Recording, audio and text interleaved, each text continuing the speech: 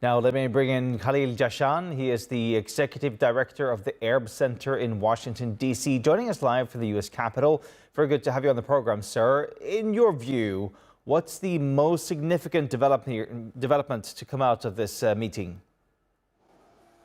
Well, the meetings are not over. They're continuing.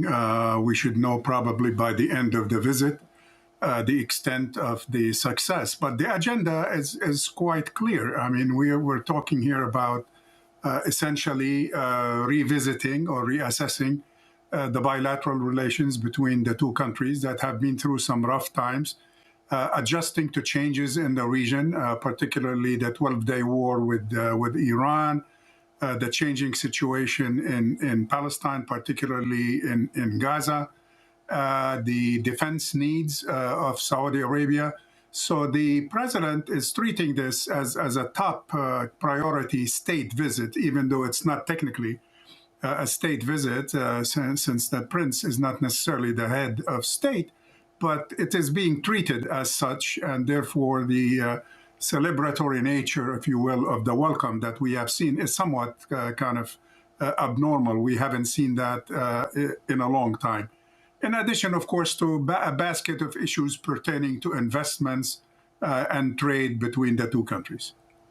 As you're speaking, we're looking at these pictures of these two men sitting together, smiling, joking, even touching each other. How would you characterize the sort of personal chemistry between Mohammed bin Salman and Donald Trump?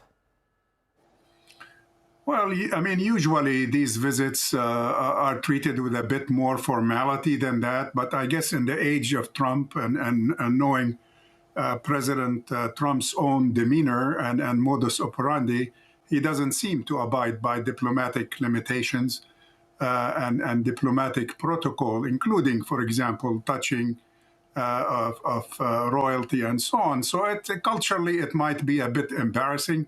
But I don't think the president knows all the details, is not privy to all the cultural details, and he sees that as a form of warm welcome that he is extending to his special guest.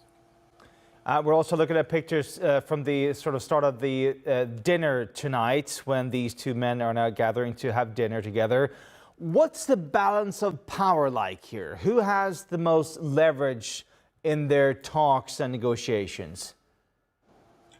Well, definitely here we're talking about a superpower in terms of the United States that has an extensive relationship with a close ally that goes back to at least 8 decades of history. So this is not new. Extensive trade between the two countries, the traditional U.S. dependence, if you will, on oil from the Gulf in general and Saudi Arabia in particular, the defense needs of the Kingdom of Saudi Arabia need on the United States, supplying it with its needs in terms of weapon system.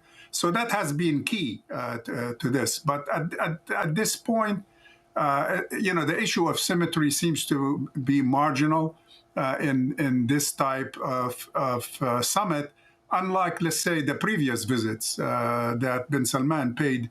This is his third visit, actually, to Washington.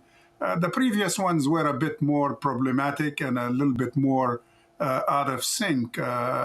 This one seems to be both are in need of each other, and they seem to be talking for the first time as equal partners in projects that are important to both sides.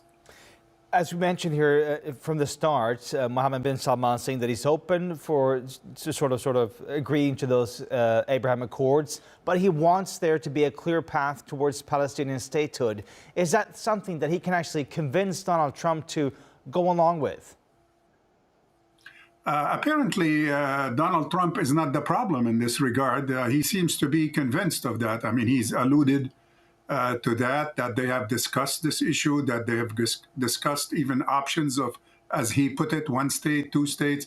That has never been done before, like during Trump's earlier previous administration. So it's kind of interesting to see him discuss these issues openly. Of course, to the detriment of sensitivities on the part of his Israeli allies that are very nervous about this talk and what that means. The problem is not the US changing its position. I think with Trump, change seems to be possible because he is not conventional and he is willing to reverse positions that the US or his administration has held either the past few months, the previous year, or the previous administration. The problem is with Israel. Israel, I mean, when you talk about normalization and tying that with recognition of Palestinian statehood, the problem is not with the U.S. as much as with Israel. It has been in the past a problem with the U.S. when the U.S. decided to kind of subjugate its own national interests to those of Israel. I think Trump has a hard time doing that. So it's a new ball game, and no one knows where it will end. All right. And of course, tonight they're having dinner together. They're possibly dancing and chatting some more. We'll just have to see what comes out of that dinner tonight. Thank you so much, sir, for your time. I hope they have better dancing partners than what we have seen this afternoon. Thank you. All right. Thank you so much. Thank you.